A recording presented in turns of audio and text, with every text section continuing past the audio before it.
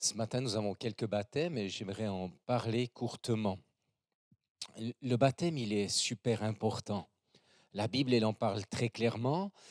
Jésus a été baptisé lui-même à l'âge de 30 ans. Les disciples, lorsqu'ils ont été baptisés, étaient un peu plus jeunes, entre 20 et 25 ans environ. Et ensuite, les disciples eux-mêmes ont baptisé beaucoup de personnes. Les personnes qui étaient baptisées, c'était des gens qui découvraient la foi en Jésus.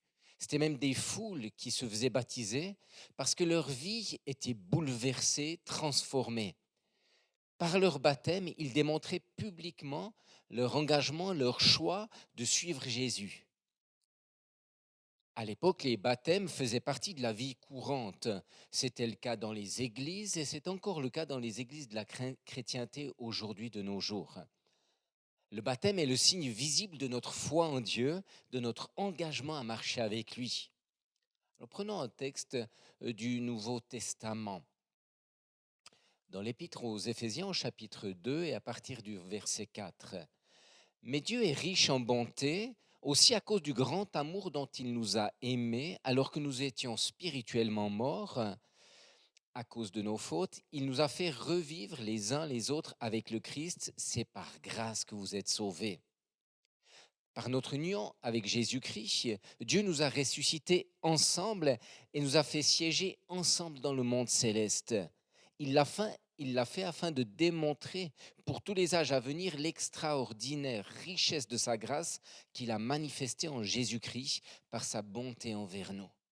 C'est par la grâce que vous êtes sauvés, par le moyen de la foi, cela ne vient pas de vous, c'est le don de Dieu. Ce n'est pas le fruit des œuvres que vous auriez accomplies. Personne n'a donc raison de se vanter. Ce que l'on croit de Dieu. Dieu est une évidence pour la plus grande partie de la population mondiale. C'est largement le cas. En Occident, ça l'est beaucoup moins, certes. Mais autant en Occident, certains peuvent sourire de notre foi ou de votre foi, autant dans certains pays, si vous doutez de l'existence de Dieu, les gens vont sourire de vous et dire « mais comment c'est possible de ne pas croire en Dieu ?» Cependant, si je crois en lui, si je crois en son existence, il est essentiel de savoir en qui je crois, ce qu'il est et ce que Dieu dit qu'il est. Croire, c'est bien, mais ce que je crois est tout autant important pour ma vie, tout comme pour les baptisés de ce matin. Si l'on parle de vous de façon négative, qu'on lance de fausses rumeurs sur votre vie, que l'on dit des choses fausses, vous allez dire non, non, non, non, non, non, je ne suis pas comme ça et vous allez essayer de rectifier. Dieu a envie que l'on parle de lui, mais il n'a pas envie que l'on dise n'importe quoi sur lui. Et les pasteurs dont je fais partie, nous sommes les premiers concernés, mais pas uniquement. Et la Bible n'est pas juste un livre poussiéreux, c'est Dieu qui nous parle de lui, de ce qu'il est, de ce qu'il pense, de ce qu'il fait. Il nous parle de nous aussi. Il a envie que l'on sache qui il est, il a envie que l'on sache qui nous sommes. Bien qu'il soit Dieu, bien qu'il ait tout pouvoir et qu'il puisse tout faire, il se trouve face à un défi sérieux. Comment communiquer avec les hommes pour que ce qu'ils croient de lui reflète ce qu'il est et non pas juste de belles idées ou ce que l'on voudrait bien qu'il soit. Je vous donne un exemple qui est assez utilisé, c'est-à-dire qu'on reproche beaucoup à Dieu les guerres de religion, mais lui n'est pas dans l'affaire, il n'était pas dans ces choses. Lui, il a été très clair. Il nous a dit, aimez vos ennemis, bénissez ceux qui vous persécutent. C'est très facile à comprendre, c'est peut-être difficile à vivre, mais d'autres ont compris qu'il fallait prendre les armes. Difficile pour Dieu de se faire comprendre ou que l'on veuille le comprendre. Et c'est vraiment le défi qu'il a avec nous, c'est que l'on comprenne et que l'on ait envie de comprendre ce qu'il nous dit et que l'on ait envie de comprendre qui il est en vérité et réellement. Dieu veut nous parler de lui, Dieu veut te parler de lui, il veut parler à ton cœur. Et pourquoi cela? Parce qu'il nous aime, parce qu'il t'aime, parce qu'il aime ce que tu es, et il veut se révéler. Dieu est riche en bonté, verset 4, mais Dieu est riche en bonté. Vous savez, il n'est pas toujours simple d'être riche et à la fois d'être bon et généreux. Ah oui, parfois les gens qui ont moins de biens, qui sont, je dirais, qui ont moins de choses à eux, qui sont moins riches, sont parfois plus généreuses. Peut-être que quand on a moins à gérer. Mais Dieu, lui, il est riche et il est généreux en bonté. Et le meilleur moyen de savoir si Dieu est riche, que Dieu soit riche en bonté, c'est d'expérimenter la présence et la personne de Dieu. Les baptisés de ce matin, c'est effectivement ce qu'ils ont pu vivre dans leur vie, dans leur histoire de vie. Avoir un temps de rencontre, un temps de transformation, un temps de changement. Mais l'expérimenter, parfois, on est un petit peu méfiant, on est un peu distant, et c'est aussi normal. Avec ce que l'on a entendu sur Dieu, avec nos propres déceptions, on peut se tenir certaines fois à distance. Et c'est juste parce qu'il ne faut pas gober n'importe quoi. Dans un monde de tromperie, il faut veiller absolument à ce que l'on entend et ce que l'on nous dit aussi. Parce que les histoires de religion foisonnent de trucs foireux, d'abus, de fausseté, de mensonges, d'excès, d'abus spirituels, de non-gestion aussi des choses qui se vivent et de choses bizarres. Et marcher avec Dieu, ça ne veut pas dire d'être bête. Ça ne veut pas dire d'avaler n'importe quoi, n'importe quelle couleuvre. Non. Marcher avec Dieu, apprendre à le connaître, quand nous marchons avec lui, Dieu nous conduit dans une maturité, dans une sagesse, dans un discernement. Il ne va pas nous infantiliser. Il nous amène dans une vie de maturité, une vie d'adulte. Il nous aide à avoir une capacité et une liberté de choix dans nos vies pour que nous puissions savoir faire les bons choix qui correspondent à ce que nous sommes, à qui nous sommes et qui sont les meilleurs pour nos vies. Jamais Jésus va nous demander de céder à la pression de la manipulation humaine ou la manipulation humaine devrait conduire notre vie. Jamais. C'est lui qui veut nous conduire. Donc je parle bien là d'expérimenter une relation personnelle avec Dieu, de le connaître, de le vivre. Et pardonnez-moi l'expression, je dirais, l'essayer, c'est l'adopter. Ou plutôt, c'est lui qui nous adopte en Jésus-Christ. De le chercher, de le trouver. Jésus a dit cherchez, vous trouverez, frappez, on vous ouvrira. Donc nous sommes là devant quelque chose euh, dans l'expérimentation de Dieu et de sa bonté. Cela dépasse tout à fait le concept idéologique ou la pensée humaine ou les bonnes idées. Vous savez que Dieu est bon parce que vous l'expérimentez, pas seulement parce qu'on vous l'a dit, pas seulement parce que vous l'avez entendu, mais vraiment parce que vous le vivez dans vos réalités quotidiennes, parce qu'il vous rejoint dans ce que vous êtes, dans qui vous êtes et dans ce que vous vivez. C'est concret, il vous rejoint, il vous rétablit, il vous relève. Dieu n'enlève pas tous nos problèmes, toutes nos situations difficiles. Parfois, il le fait. Parfois, il nous en libère. Parfois, il nous restaure.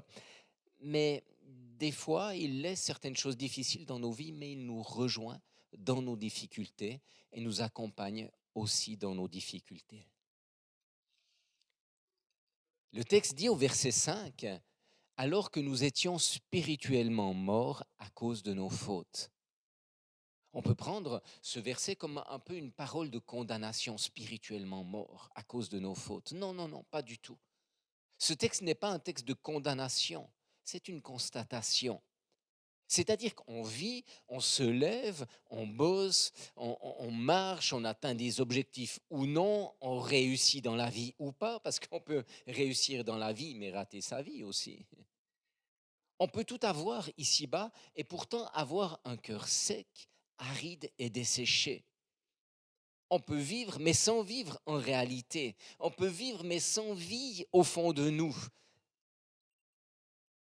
On sait ces choses, on vit normalement entouré de bien des personnes, mais au fond de notre cœur se tapit une solitude profonde, quelque chose qui fait que on sait que notre vie est sèche et asséchée. C'est pas une mort physique, mais c'est une mort intérieure, une mort de l'âme, une mort spirituelle. Le texte dit à cause de nos fautes. C'est-à-dire toutes les choses qu'on a loupées, que ce soit conscient ou non, tous les domaines où l'on a fait du tort aux autres, où on a fait du tort à notre propre vie. Chez moi, la liste a été longue. Et que tu y penses ou pas, les fautes que tu as pu subir ou faire subir, ce sont des choses qui sont gravées en toi dans ta mémoire. Des choses, même si tu n'y penses pas et tu ne le vois pas, cela affecte ta marche quotidienne. Je vous prends un exemple. Les soldats qui reviennent du front, euh, ces soldats-là souvent portent des images qui les traumatisent de ce qu'ils ont vu, de ce qu'ils ont subi ou fait subir. Alors heureusement, nous ne sommes pas allés en Irak, mais il faut comprendre que toutes nos guerres, celles que l'on a subies ou fait subir, que toutes ces guerres-là, toutes ces choses qui nous ont blessés ou où l'on a blessé, il n'y a certainement pas eu mort d'homme, je l'espère, mais spirituellement et humainement, ces choses nous chargent. Et peut-être les guerres que tu as connues, que tu as vécues, ces choses te chargent et pèsent sur ta vie, pèsent sur tes épaules. Nous portons ces choses comme un fardeau, comme un sac militaire très lourd qui est difficile à porter. Alors on s'y habitue, certes, on s'y est peut-être habitué, mais il est clair qu'un sac qui est bien lourd sur nos épaules va ralentir notre marche et va nous épuiser dans la vie à cause de nos fautes. Comme je l'ai dit, beaucoup pensent que ce texte nous pointe du doigt, que Dieu nous pointe du doigt avec un œil très sévère. Non, pas du tout. Dieu aimerait te parler de lui, de qui il est en vérité. Et il ne faut pas interpréter n'importe comment ce qu'il dit. Il ne veut pas nous pointer du doigt pour dire ah, tu vois, voilà, c'est ça que je t'avais dit. Non, pas du tout. Il dit autre chose au travers de ce texte. Il dit, mais si tu réalises qu'en toi c'est mort, que ton âme, ton esprit est devenu sec, asséché, que tes guerres t'ont usé, celles qu'on t'a fait ou celles que tu as faites, si tu réalises que toutes ces choses se sont accumulées dans ta vie et ces choses t'écrasent et même ont tué ton espérance et ta vie, alors Dieu te dit, mais on va parler ensemble. Je frappe à la porte de ton cœur et j'ai envie d'entrer dans ton cœur pour venir parler avec toi de ces choses qui ont asséché ta vie. Vous le savez, il y a des guerres qui tuent les rêves. Cela a été le cas pour Moïse qui a frappé 2 fois le rocher et qui n'a pas pu voir le pays promis. Il y a des guerres que nous avons menées ou que l'on nous a menées qui peuvent tuer nos rêves et qui nous empêchent d'entrer ou de vivre ce que Dieu a prévu pour nous. Et Dieu te dit, mais expérimente ma présence, expérimente ma bonté, mon amour. Je veux t'amener sur un terrain de pardon, sur un terrain de restauration, de guérison. Je veux effacer ce qui est sec, ce qui est sec en toi. Je veux l'arroser. Je veux enlever ce sac de tes épaules qui t'écrase, qui t'oppresse et qui te presse. Je veux te rejoindre dans ce que tu vis, te conseiller, t'inspirer, t'aimer, car je t'ai déjà aimé. Au verset 4, il est dit, à cause du grand amour dont il nous a aimés. Dieu nous parle de lui, de ce qu'il est et de ce qu'il a fait, et écoute bien cela.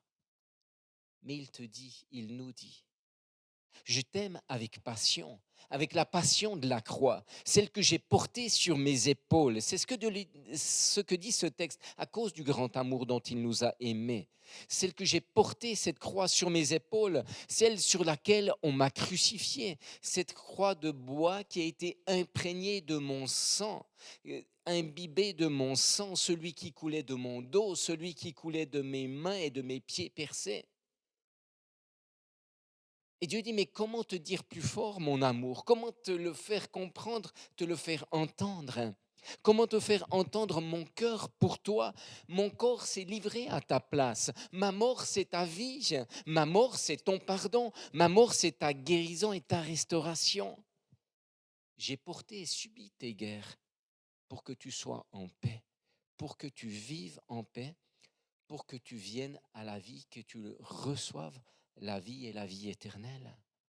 Et même si tu as honte de toi, même si tu as honte de ce que tu as fait ou de ce que tu as subi, même si tu as fait les pires choses ou pas, même si certaines choses te condamnent encore, Dieu t'appelle et te dit, mais à la croix, j'ai porté à ta place ces choses pour que tu sois déchargé et que tu reçoives ma paix.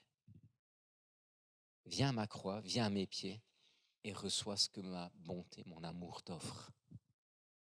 La croix, ce n'est pas juste un objet que l'on porte au cou, c'est l'acte d'amour le plus fou de Dieu, celui de sa passion pour tout homme, pour toute femme. Il a offert sa vie en rançon à notre place. Dans le monde, actuellement, il y a beaucoup de kidnappings où l'on demande une rançon. Il a donné sa vie comme rançon pour que nous soyons libérés de nos chaînes du passé, de nos prisons et libérés de celui qui nous avait kidnappés, l'adversaire, le diable, qui tenait nos vies en esclavage. À la croix, il a payé la rançon, il a destitué le pouvoir de l'adversaire et il a enlevé, ôté la malédiction qui reposait sur nos épaules. Et lorsque celles qui se font baptiser, c'est toute cette malédiction qui reposait sur la vie, ce kidnapping, cet esclavage. Le baptême vient attester que nous avons été libérés, pardonnés, graciés. Jésus a dit, je ne suis pas venu pour juger le monde, mais pour sauver ce qui est perdu. Jésus est venu par amour. Au verset 6 de notre texte, il est écrit, par notre union avec Jésus-Christ, Dieu nous a ressuscités ensemble et nous a fait siéger ensemble dans le monde céleste. Car c'est par la grâce que vous êtes sauvés par le moyen de la foi. Cela ne vient pas de vous, c'est le don de Dieu. Ce n'est pas par le fruit d'œuvre que vous auriez accompli. Personne n'a donc de raison de se vanter. C'est cela que la croix nous offre. En vous faisant baptiser, vous attestez que vous vous appropriez ces paroles de grâce sur vos vies, ces versets sur vos vies. C'est-à-dire que ces versets sont à vous, ils vous appartiennent, c'est pour toi. Par notre foi, dans ce que lui a fait pour nous, il nous offre un pardon complet, un pardon total et immérité. Le verset 9 dit, mais ce n'est pas par vos œuvres, qu'elles soient caritatives, qu'elles soient religieuses, que ce soit une bonne morale, de bonnes valeurs, tout ça c'est très bien, mais la Bible est claire, ces choses ne nous sauvent pas. Ces choses ne nous sauvent pas, seul le sacrifice de Jésus-Christ à notre place. Il nous dit, mais c'est ta foi dans ce que lui a fait pour toi à la croix. Il est mort pour que tu reçoives la vie en abondance et la vie éternelle. C'est un don de Dieu, le texte dit, c'est un don de Dieu, un cadeau. Il t'offre ce cadeau, il dit, mais prends-le, il est à toi. Par grâce, nous recevons son pardon, sa justice. Donc c'est vraiment par grâce, il n'y a pas de quoi se gonfler les poumons et mépriser les autres. Verset 9 dit, mais personne n'a donc de raison de se vanter. On peut être fier de ce que l'on est par grâce, mais on ne peut pas faire les fiers en pensant que l'on est meilleur, de bons, de vrais chrétiens. Et on regarde les autres la tête haute, ceux qui ne croient pas en Jésus, ou avec mépris. Non, non, non, non, non. C'est vraiment son mérite à lui, nous n'en avons pas, c'est lui qui l'a fait pour nous. Donc nous ne pouvons pas regarder les autres de haut, mais uniquement les regarder avec amour, compassion, comme lui nous a aimés.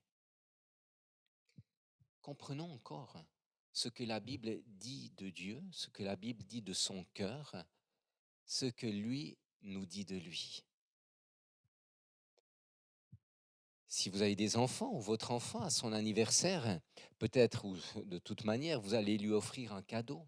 Vous lui offrez quelque chose de valeur, et vous ne calculez pas tellement le prix parce que vous aimez. Ou vous ne dites pas, mais je vais lui offrir cela parce qu'il va me rembourser, ou alors je lui offre cela et je vais prendre quelques intérêts sur le cadeau que je lui offre. Dieu nous offre le salut. Dieu t'offre le salut par grâce, c'est un cadeau. Dieu nous offre la vie éternelle, l'adoption, c'est-à-dire que Dieu devient notre Père. Il nous offre le pardon, la grâce, c'est un cadeau, comme je l'ai dit, un don, et il le fait parce qu'il nous aime, parce que nous sommes devenus ses fils et ses filles par adoption. Mais il ne nous dit pas, je te donne, mais tu vas le payer avec tes œuvres. Je te donne le salut, mais tu vas me le payer avec tes œuvres. Non, non et non. Le salut, ce n'est pas un leasing que vous remboursez chaque mois, c'est un don. Maintenant, on en fait quelque chose ou pas, c'est notre choix. Dieu nous a donné ce qu'il a et ce qu'il est, ce qui est le meilleur, c'est-à-dire sa vie. Il est mort à notre place. Et plus, plus on apprend à découvrir, à recevoir cela, plus on a envie de le connaître parce on sait qu'il nous aime et qu'il nous a aimés en premier. Et le seul accès à ce cadeau, c'est le choix de la foi. C'est le choix de la foi. Parce que cela fait partie de la liberté individuelle et de l'amour. On ne peut aimer que par choix et jamais parce qu'on y est contraint. Et c'est pourquoi Dieu nous offre ce cadeau, mais il nous laisse libre de le recevoir ou de le refuser. Mais ce matin, il te dit, mais reçois-moi. Reçois ce que j'ai fait pour toi et bénéficie de toutes les bénédictions qui découlent de la croix pour ta vie. Le salut, la vie éternelle, une vie de grâce, l'adoption. Je conclus en disant, mais expérimente Dieu dans ta vie. L'essayer, c'est l'adopter. Décharge-toi de tes guerres. À la croix, il a porté tes guerres. Reçois son pardon sur ta vie là où c'est nécessaire. Et si tu t'es arrêté dans ta marche, si tu t'es arrêté dans ta route, alors reprends ta route. Retrouve ta destinée et découvre-la. Marche avec lui. Il t'aime, Dieu est bon pour toi et Dieu a un avenir de grâce pour ta vie. Que son nom soit béni. Amen.